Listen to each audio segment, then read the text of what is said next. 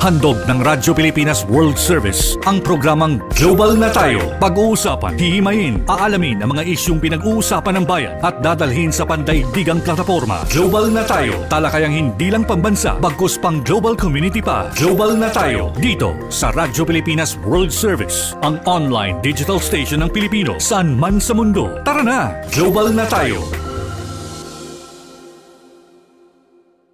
Muli po isang mapagpalang pagbati po sa inyong lahat at welcome na naman sa isa pang edisyon ng programang Global na Tayo dito pa rin po sa inyong himpilang Radyo Pilipinas World Service. Ako po inyong lingkod, Ray Sampang, at sana po ay nasa mabuti kayong kalagayan habang sumusubaybay dito po sa ating programa. Ngayong araw na ito ng Miyerkules, ika-22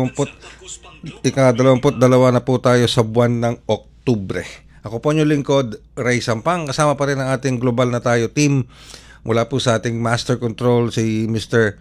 Milo Jonella, sa ating Wirecast si Hero, and of course sa ating pong live audio streaming kasama naman natin si Justin. At ang ating executive producer for today, of course, si Miss Stephanie Vicente. Kami po ay inyo nasusubaybayan live sa pamamagitan ng ating Facebook broadcast live sa inyo pong mga Facebook browser.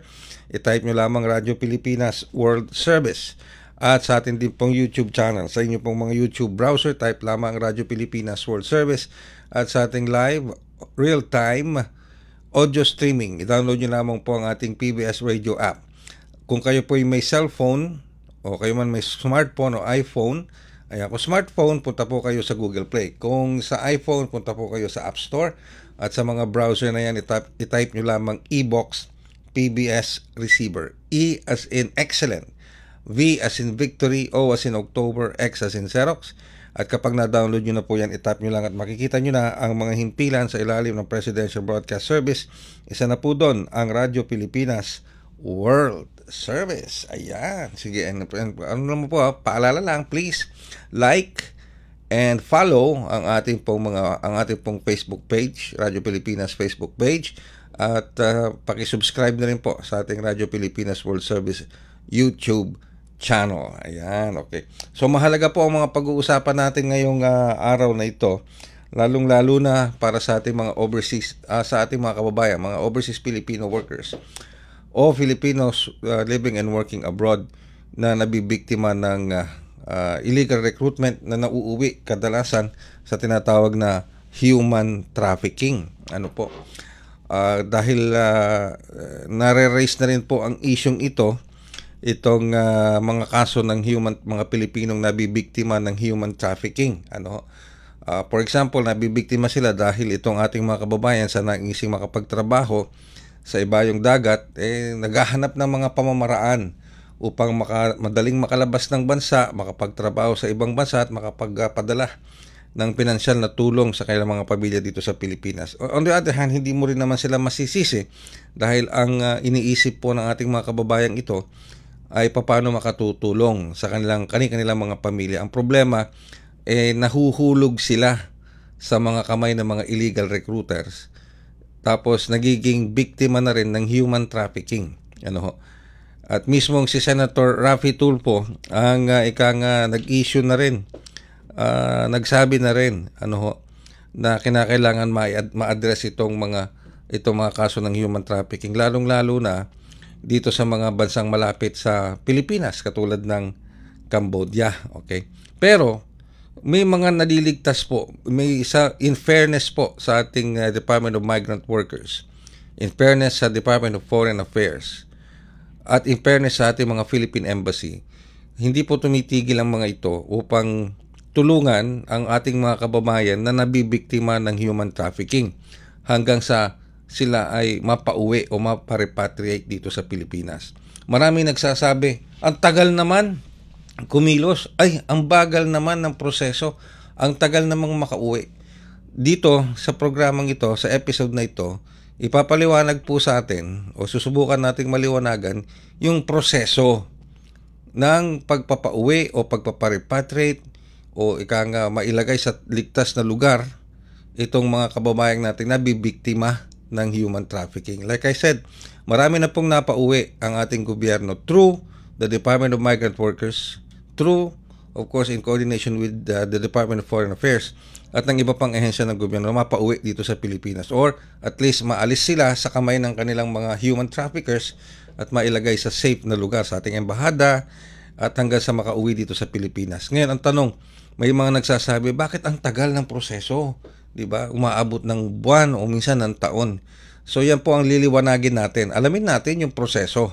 Okay? Madali ba yung proseso? Mahirap yung proseso? Anong pinagdadaanan ng prosesong ito para matulungan itong ating mga nabibiktimang kababayan ng human trafficking? Alright? Sige, nasa linya na po natin ngayon si Undersecretary Bernard Olalia ng Department of Migrant Workers upang tayo po ay tulungan masagot ang mga katanungan nila, magbigay linaw sa prosesong pinagdadaanan. Magandang umaga po, Yusek Bernard Olalia. Si Ray Sampang po ito sa programang Global na Tayo. Hello. Hello, good morning po, Yusek Bernard Olalia. Good morning po sa kikinpot, nanonood po sa inyong programa, sir. Maraming salamat po, Yusek Olalia, sa pagpapaunlak po ninyo. Alright, kanina po nabanggit ko na bagamat may marami nang natutulungan ng Department of Migrant Workers kasama ng ibang ahensya ng gobyerno tulad ng Department of Foreign Affairs, natutulungan ma-repatriate yung mga kababayan nating nabibiktima ng illegal recruitment hanggang sa nauuwi sa human trafficking.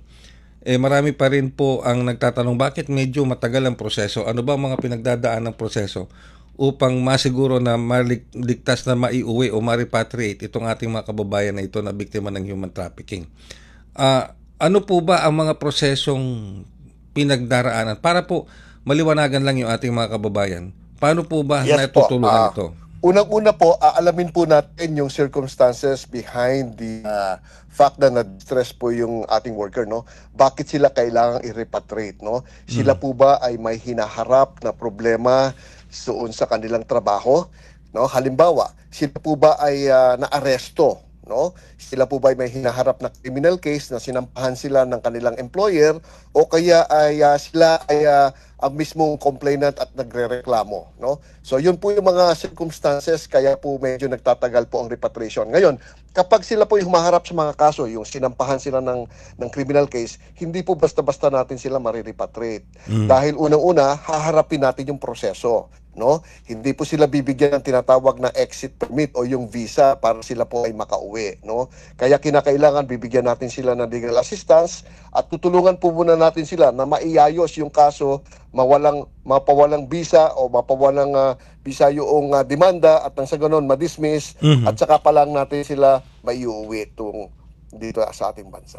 Alright, Yusek Bernard, so ibig sabihin kapag sila kasi pumasok sa ibang bansa through illegal means, ang unang siyempre ang classification kagad sa kanila is illegal alien na sila doon. Hindi na sila legal na nagtatrabaho doon. So ang pinakamadali po bang hakbang na gagawin ng host country doon? Issuean kagad sila ng deportation order? Tama po kayo, no? Kapag sila ay irregular migrant o kaya undocumented worker, pumasok sila bilang turista. Halimbawa, no? Sila po ay illegal na nagtatrabaho doon sa nasabing bansa kung saan sila naroroon. At ang gagawin po ng government na kung saan sila nagtatrabaho ay huhulihin po sila kasi nga illegal yung kanilang entry at sila po ay isa-subject sa tinatawag na deportation proceedings. Ngayon, kung yung pinagtrabuhan nila ay isang sindikato, halimbawa, no, may mga scam hubs tayong tinatawag ngayon. At ito ay nambibiktima ng mga inosente ding ibang mga workers, no? Tatanungin ngayon ng authorities doon kung sila ba ay parte noong sindikato, kung sila ba ay conspirator, sila ba ay kasabwat. Kapag ka po nakita na meron silang partisipasyon doon sa mga illegal activities na nangyayari doon, abay sila po sasampahan din ng kaso at i-deport. Ayun, okay. So yun ang first step. Ano po? Lalo na particular kung pag-uusapan na yung action ng host country. Alright. Sa panig po ng DMW at ng Department of Foreign Affairs, kapag nakapag-issue na po ba ng deportation order yung host country sa mga illegal workers na ito, ano po ba ang maaring maasahang initial steps ng DMW or ng DFA? Opo, kapag issue na ng deportation order at tapos na po yung deportation proceedings, ang una po nating gagawin dyan ay kukuha natin ng exit permit, no? Kinakailangan meron silang permission na papayagan na sila ng immigration authorities ng host country na sila po ay pauuwiin, no? Wala na silang hinaharap na kaso, kailangan ng clearance, tapos may BI or Bureau of Immigration na clearance na sila. Yun po ang first step para sila ay mapauwi natin sa ating bansa. Does the process regularly applies to all countries, Yusek? Different host countries have different rules, especially sa immigration procedures, no? Dito po sa Asia, may kanya-kanya po proseso yan. Sa US, yung deportation proceedings na hinarap ng ating mga kababayang seafarers, they have to follow the US process also, no? So, certain governments, certain host governments have different and, various immigration authorities and procedures that we have to comply with. Alright. And that certain procedures and protocols, yun ang minsan nagpapahaba ng proseso. Yes, right po. Tama po kayo. Yung mga proseso po na yan na dapat po nating sundin. Alright. Ibig sabihin ang DFA po, ang DFA po natin hindi basta-basta pwedeng makialam o use the term makisawsaw doon sa proseso na yon, doon sa host country na yon. Kumbaga, it's a sovereign right ng bansa na yon na sila ang gagawa lahat ng proseso para ma-deport o ma-transfer sa ating embahada. Tama po kayo. Yung pong immigration rules and procedures ng host countries are part of their sovereign rights. Kaya tayo po i-recognize natin yon, we will obey, and then we will comply. Wala po tayong pwedeng gawin doon. Hindi natin pwedeng to go against it. Hindi po natin pwedeng i-violate. But yes, tama, we will just comply and obey the rules. Ayun, okay. So, pagdating po sa prosesong yun, for example, kinakailangan po ba i-transfer muna, nasa local authorities muna ang custody ng mga illegal aliens nito, illegal workers nito, may it be a foreign or Filipino national? Most of the times po, if they are facing deportation proceedings, the custody of over the person or body of the legal aliens, yung mga OFWs natin, ay with the jurisdiction of the host country. Hindi po nila ibibigay sa atin hanggat may hinaharap silang deportation to ensure that the deportation proceedings will be fulfilled and that they will be finally deported. Yun po yun. Ngayon, kung natapos na po yung deportation proceedings and still they are facing another type of cases, like po may mga criminal cases na sinasampa yung iba, that's another process. We will have to post bail if the offense is bailable, and then we will take custody and then give legal assistance to our worker and finally help them na matapos yung kaso. Alright, kasi minsan Yusek Oralia, maraming mga lumalabas na mga fake news, misinformation na nagsasabing, alam mo, mabagal ang proseso, napakatagal ng proseso ng pagpaparepatriate. Yun ang sinusubukan po nating labanan na fake news at misinformation upang maibigay sa ating mga kababayan yung proseso, mahabang proseso na pinagdadaanan nito. Yes sir, tama po. Yung usual na repatriation po kasi, like for example, wala talagang cash, no? At saka documented po yung ating worker. Meaning to say, he or she complied with all the legal processes in entering that host country, no? To get an employment. At tapos meron lang contractual violation. Ito yung simple cases of repatriation. Kailangan lang nating makakuha ng exit visa and then the worker will be repatriated to the Philippines. Katulad po nito, I don't know kung nakarating na po sa inyo to, mismong si Senator Raffy Tulfo at ang kanyang kapatid, si Senator Erwin Tulfo. Well, particularly Senator Raffy Tulfo sa isang Senate hearing, nanawagan siya dito sa mga Cambodian authorities na i-identify at arestuhin ang mga mastermind at criminal syndicate sa likod ng tumataas na bilang ng mga Pilipinong nabibiktima ng human trafficking. Yes, Yusek. At yes sir, alam niyo po dyan sa lugar na yan, yung binanggit po ninyo na lugar na Cambodia, meron po tayong scam hub na tinututukan po dyan, dyan sa Cambodia, Laos, and Myanmar. And for Cambodia alone, we have already helped no less than 382 illegal documented workers, no? Sila po ay napunta diyan using other means na hindi natin pinapayagan. Pero gayon man, kahit sila ay illegal diyan, tayo po ay tumutulong at nakita na po natin yung proseso at ginagawa na natin ng paraan. Pero first thing first is the safety and welfare of our workers. Tama po kayo, kahit po sila ay illegal, tutulungan po natin makabalik sa Pilipinas. Ang tama yung sabi ni Yusek Olalia, na ang mahalaga, hindi man sila makauwi agad dito sa Pilipinas. Ang mahalaga, nasa safe na custody na sila. Wala na sila sa kamay ng mga human traffickers. Ano po? Opo. Ang isa po chatting challenge dyan yung host government sometimes consider them not as victims but as perpetrators. No? Yun ang problema dyan. Yung victim characterization and identification is very important. From the part of the Philippines, from the point of the Philippine authorities, we always tell them that they are victims. But siyempre, the other party says, no, kasama sila sa sindikato, kailangan natin maimbestigahan, kailangan natin tignan yung participation nila. Yun po yung nakikita nating challenge. Alright. With that, Yusek Bernard Olalia, maraming salamat po sa paglilinaw at pagpapaliwanag dito sa intricate at mahabang prosesong ito. This obviously involves diplomatic process, diplomatic discussion at saka involvement din ng local authorities o ng host countries dito sa making sure na maging safe itong mga kababayan natin na bibiktima ng human trafficking. Pero tulad nga always po ng welcome po, sir. At panawagan na lang po muli sa mga kababayan po natin, no? Lalo na yung nabanggit ninyo pong country, may mga tinatawag po tayong scam hub dyan. Ang recruitment is online, may cross-border issues pa po tayo, and then some of them sa backdoor umaalis, no? So wag po ninyong papatulan yon at sigurado po kayo po ay mabibiktima lamang, no?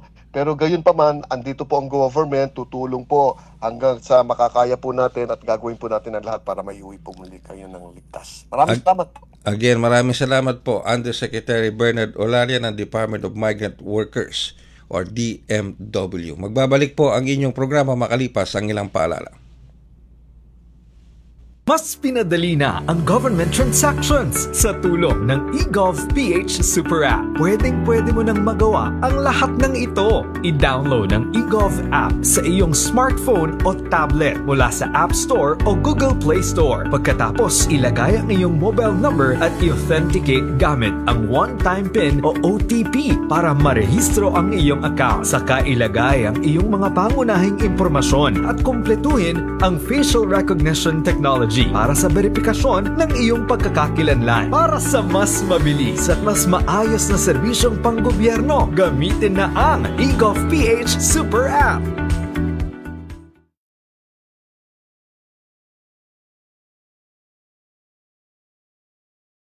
Sa inyong himpilang Radyo Pilipinas World Service. At kanina nakausap lang natin si Undersecretary Bernard Olalia ng Department of Migrant Workers at nakapanayam natin siya upang bigyang linaw.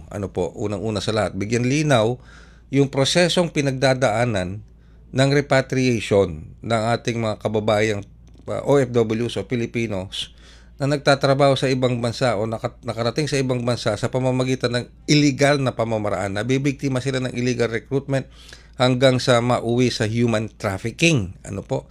Marami tayong mga kababayan na hanggang ngayon ay nabibiktima pa rin ng illegal recruitment at human trafficking. Sa kabila po ng kaliwat kanang paalala ng Department of Migrant Workers, ng OWA at ng iba't ibang ahensya ng gobyerno maging ng programang ito at ng mga programang kahalintulad nito na iwasan makipag-usap, iwasan makipag-deal, iwasan makipagpumasok sa anumang kasunduan o kontrata sa mga hindi kapanipaniwalang mga alok na trabaho sa ibayong dagat, sa ibang bansa. Lalong-lalo na kung ang job posting ay dinadaan lamang online. Okay? Tapos hindi na kayo sasabihin, hindi na kayo kailangan kumuha ng dokumentong ganito, hindi nyo na kinakailangan dumaan sa DMW, hindi nyo na kinakailangan dumaan sa OWA, hindi nyo na kinakailangan dumaan ng DFA, ang kailangan mo lang passport. Huwag po kayong maniniwala doon. Huwag po tayong mapabiktima. Paulit-ulit po namin sinasabi dito sa ating programa. Global na tayo sa himpilang ito, Radyo Pilipinas World Service. Huwag po kayong makikipag-deal at papasok sa anumang kontrata o magbabayad sa mga ganitong klase ng mga alok na trabaho sa ibayong dagat. Dahil 100% majority niyan, mabibiktima po kayo ng illegal recruit. Ang masakit, mabibiktima pa kayo ng human trafficking. Tulad ng mga scam hubs. Yung iba na uuwi sa scam hubs. Ginagamit ng mga sindikato. Ang masakit niyan, sinasaktan pa. Inaabuso, sinasaktan. Yung ating mga kababayan.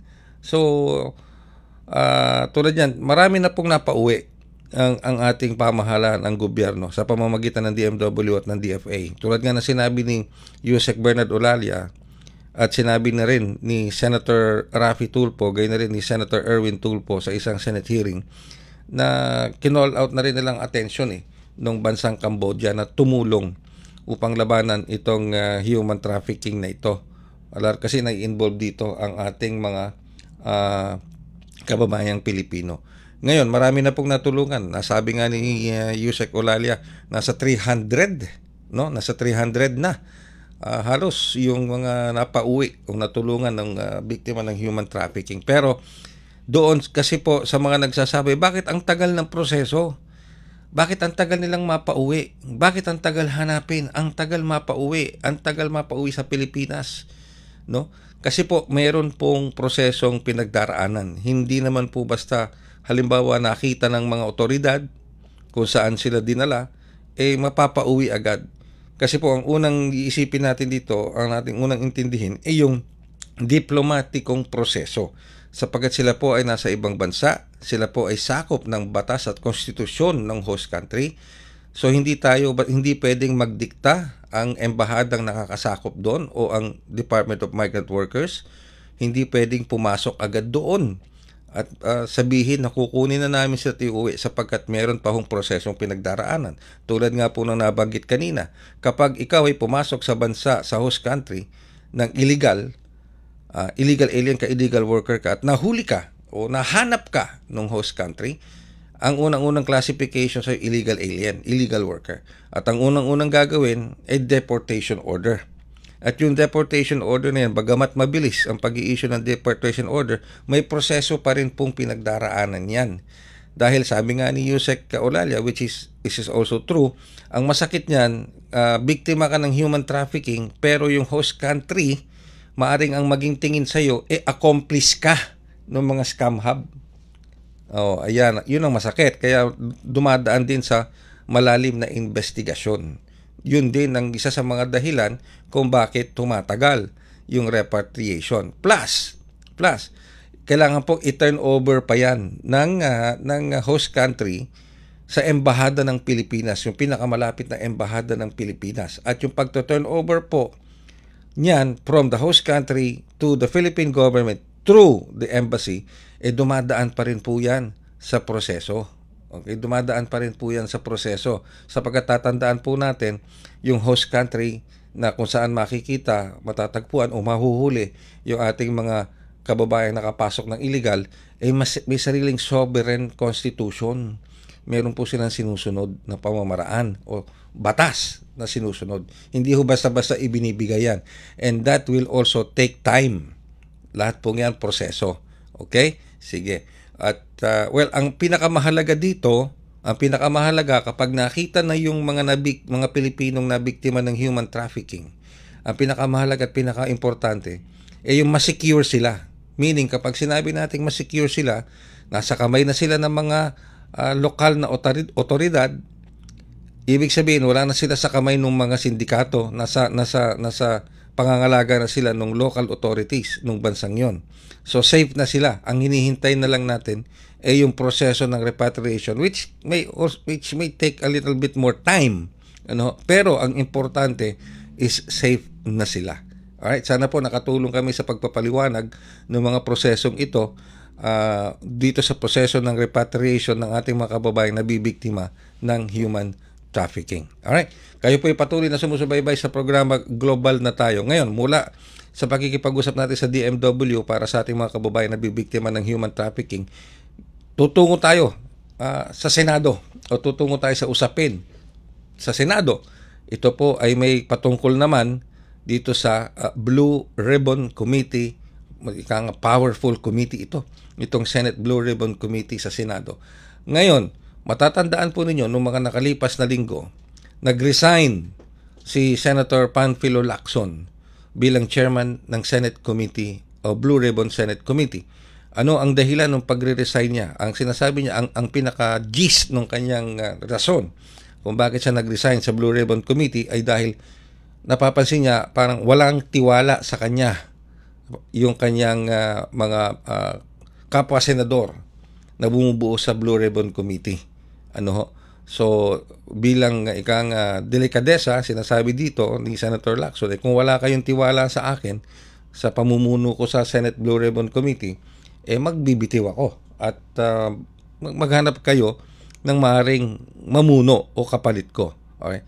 Pero since nung nag-resign si Senator Lacson sa Blue Ribbon Committee as chair, wala pa hong pumapalit sa kanya. Yung yung deputy ng Senate Blue Ribbon Committee ay si Senator Erwin Tulfo. Kaya lang mukhang ayaw din kunin ni Senator Tulfo yung Senate chair ay yung Blue Ribbon chair. At wala rin gustong kumuha ng iba maski sa oposisyon, di ba? So ang pinaka-latest ngayon do sa ating mga kababayang OFWs na nanonood at nakikinig ngayon, do sa mga hindi pa nakakaalam, mukhang sabi ni Senator Tito Soto, ang Senate President, naglabas na siya ng pahayag kahapon pa na 99% na raw na mababalik sa Senator Panfilo Lacson bilang committee o chair ng Senate Blue Ribbon Committee. Ngayon, alamin naman natin mula sa ating political analyst, ano ba ang ibig sabihin nitong mga nangyayari ngayon dito sa Senado? Kasama po natin si Dr. Froilan Calilong, ang ating pong well-known political analyst. Magandang umaga po, Dr. Calilong. Si Ray Sampang po ulit ito sa programang Global na Tayo. Okay. Dr. Calilong. Yes, good morning. Good morning. Kasamang Ray at good morning din po sa lahat ng ating mga taga-subaybay. Magandang umaga po. Maraming salamat din po, Dr. Calilong. So, unang-una bilang isang political analyst, ano po ang reaction ninyo dito sa para sa akin kasi parang nangyayari, siso yung nangyayari ngayon dito sa Senate Blue Ribbon Committee.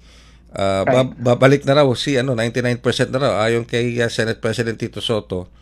Babalik na raw si Senator Lacson bilang chairman ng Blue Ribbon Committee. Ano po reaction niyo dito? Ano bang epekto nito sa nasabing komite? Well, basically, it does not really give a good impression insofar as the public is concerned. No? Kasi nga, in the first place, hindi rin naman naging malinaw why he had to leave previously. No, hindi rin naman naging kumbaga konkreto yung kanyang mga kadahilanan bakit niya ito kinailang iwanan, and then right now after several weeks babalik na naman so yung continuity tsaka yung integridad nitong investigation, especially of the Senate Blue Ribbon Committee, is very much contingent on the leadership that or the committee chairmanship that it actually has. And the mere fact na nagkakaroon ng mga pagbabago dito every now so often, mukhang hindi nagiging maganda yung impression. Kumbaga, meron nang hindi magandang impression yung taong bayan regarding the investigations being conducted by the ICI. At hanggang ngayon, wala pa rin tayong na nakakasuhan, lalo na yung mga malalaking isda na sangkot dito sa issue na to, sa anomaly na to. And then ito pa nga, nadadagdagan pa natin ng mga ganitong instances or incidents na kumbaga mas nagpapacomplicate o nagpapagulo pa doon sa magulo na nga na klase ng investigation na meron tayo. So para sa akin hindi maganda na nagkakaroon tayo ng mga ganitong mga pagbabago, especially for a very, very important committee like that of the Senate Blue Ribbon. The Senate Blue Ribbon Committee is a very powerful committee. May power siya to contempt, may power siya na magpakulong. Ang ICI nga, Dr. Calilong, walang powers to contempt. Tama po ba ako doon? Right. Tama po yun. Although they may actually use other existing laws to make it possible, pero in their own accord, wala po talaga silang kakayahan. So it's not really in the scope of their powers. Although I think ang ICI ngayon are going to be clothed with more powers. So I think it's in the process right now na mas bibigyan sila ng mas mahaba at mas malawak na saklaw ng kapangyarihan so that they will be able to execute better. Lalong-lalo na dito sa investigation na to. Kasi nga siguro ano din to, no, it's also a reaction of the government doon sa seemingly parang medyo mabagal na usad, no, ng mga investigation na nangyayari, no, na ito nga, how many months have we known about this? More than 2 months, and right now actually hindi lang 2 months, so parang more than almost 80 days na yata if I'm not mistaken, and yet wala pa tayong mga malalaking isda, no, na file man lamang ng kaso, and the public really is demanding justice, and they really want swift justice to be meted out, the soonest possible time. Alright. Matanong ko lang, Dr. Kalilong, isa sa mga nabanggit ni Senator Lacson na dahilan para siya magbitiw as Senate chair ng Senate Blue Ribbon Committee ay dahil napapansin niya parang walang tiwala sa kanya yung kanyang mga kapwa senador, lalo na doon sa Blue Ribbon Committee. Yun ang isa sa mga dahilan na nabanggit niya na dahilan para siya ay mag-resign. Sa pagbabalik ba niya, sigurado ba siyang full support sa kanya lahat? Exactly. That's what I was gonna say sa Mang Ray, no? So ano bang pagkakaiba, no? Ano bang pagkakaiba ng panahon na siya ay umalis at nagbitiw sa ngayon na siya ay babalik, no? Unless meron silang internal agreement na nangyari or nagkaroon ng manifestation of support itong mga miyembro ng minority sa kanya that they will be fully cooperating with him. Pero kasi maaring dahilan din naman dito is yung perception ng marami sa minority na may mga paglilihis talaga na nangyayari, no? For example, nung nandun si Orly Gutesa, no, na nag-testify na siya, instead na ma-amplify natin at masimulan na, no, na yung investigation patungkol doon sa kanyang mga binanggit at may mga binitawan na siya rito mga personalities at mukhang kailangan na nating i-ascertain yung credibility ng kanyang mga pahayag, biglang wala na naging follow through, no? So kumaga parang maaring ang dahilan din naman kung bakit hindi naniniwala sa kanya yung kanyang mga kasamahan, maaring dahil nga sa hindi niya hinahayaan yung investigation to take its normal, regular course.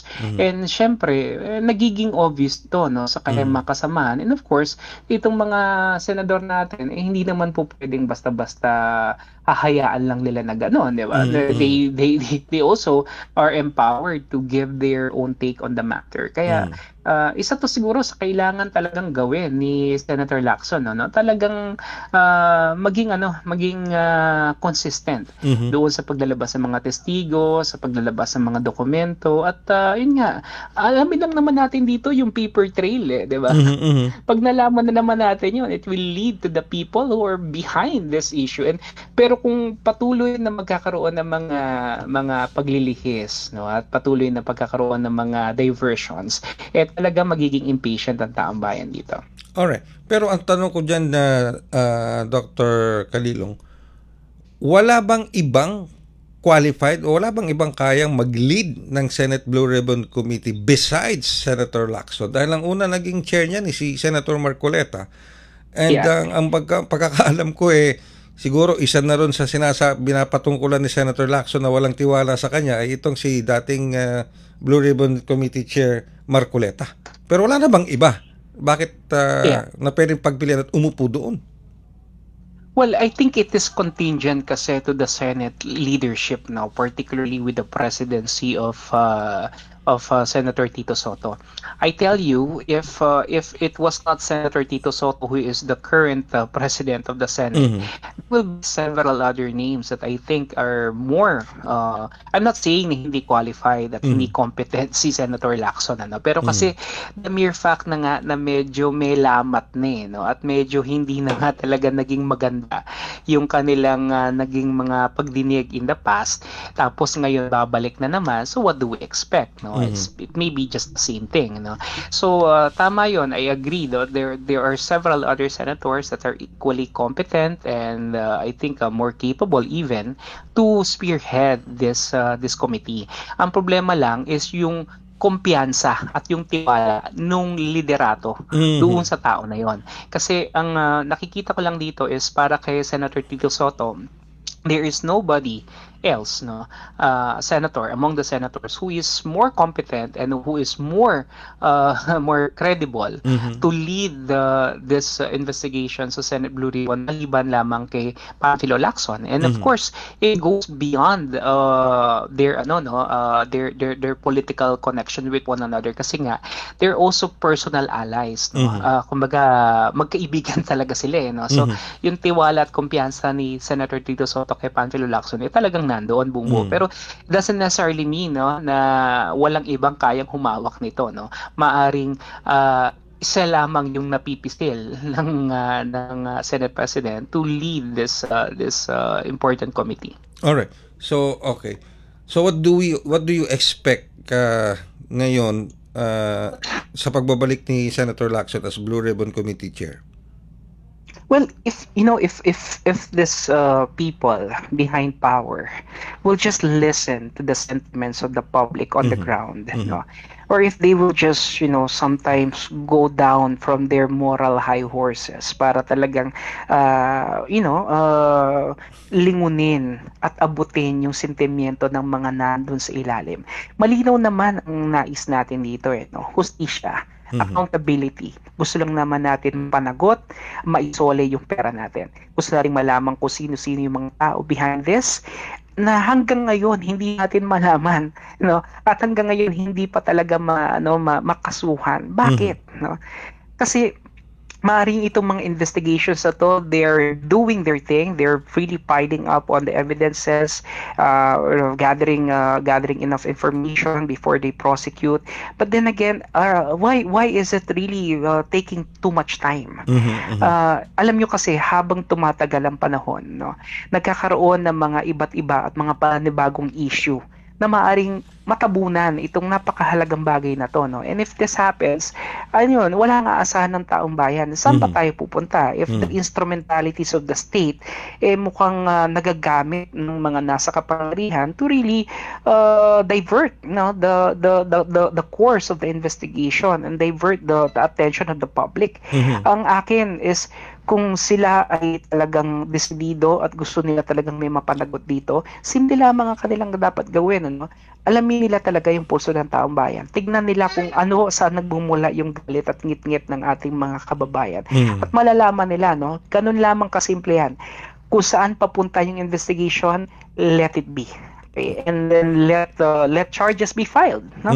Yun ang mahalaga rito kasi na makuha natin yung hustisya. Alright, Dr. Calilong, you said let the process go through its natural course, di ba? Kasama na rin ba dyan ang pagla-live stream ng pagsasagawa ng ICI ng kanilang mga investigation? Yes, kasamang Ray, ako I fully agree with that, no? Kasi nga if we want transparency and accountability is always synonymous and always parang attached to the term of transparency. How could we account somebody if we are not being transparent, no? Ang problema po kasi ito is plain and simple, no? Tayo yung taong bayan.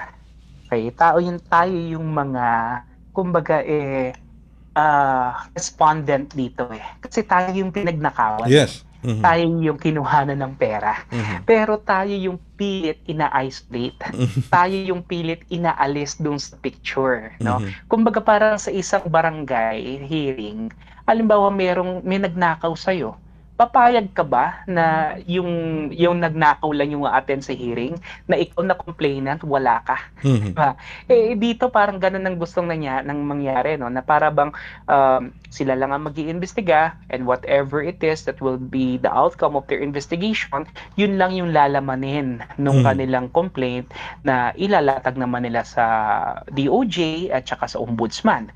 Ang tanong sino bang may hawak ng ombudsman? Sino ba ang nasa DOJ ng mga tao? Diba? So, kung ito kasi ay televised, at least, no, walang pagtatago at walang pagtatakip na mangyayari. Kaya nga mas maganda pa nga yung mga naging investigation dito sa Senate Blue Ribbon no? Dahil kahit paano televised siya, may mga kagulat-gulat na mga revelations, ito ay na-process ng taong bayan. Ito yung dahilan kung bakit sila nagagalit ng mga panahon na yun. Pero pansinin nyo ngayon, mag-wane down unti-unti yung galit ng taong bayan kasi wala silang nalalaman Kasi nga, ayaw ibigay sa kanila yung impormasyon na dapat talaga nasa kanilang pag-iingat. Alright, last question na lang, Dr. Calilong.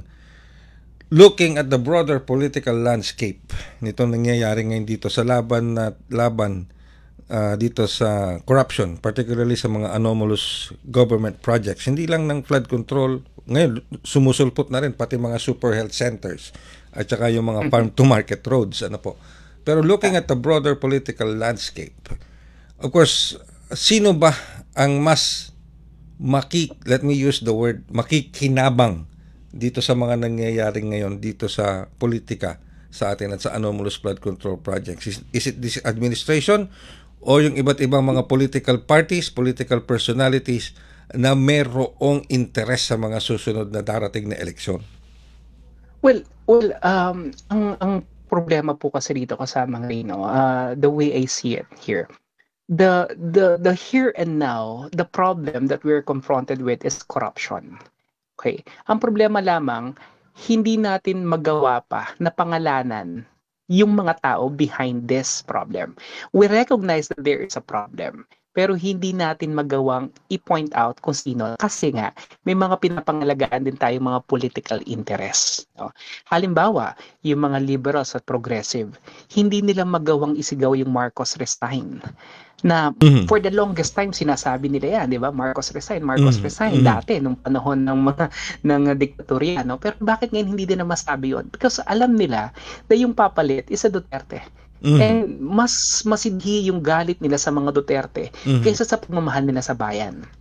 So what I'm saying is that kung hanggang wala pa rin tayo yung tinatawag natin na unifying element, na alam natin yung kalaban at alam natin kung paano ito tatalunin dahil kaya nating iset aside yung ating personal political differences. I'm telling you, we will always be divided and we will always be conquered. Okay? What I'm saying is that itong mga politiko na to na nagnakaw sa atin, they're just smiling behind our backs. Yes. Kasi for as long as we are not united, that we are still very much divided with our own personal political convictions, they are going to just be roaming freely, walang maifa-file na kaso, kasi nga hindi tayo unified, hindi tayo united. And siguro at this point, wag na muna nating tignan yung 2028, although may mga implications talaga itong nangyayari na to for 2028.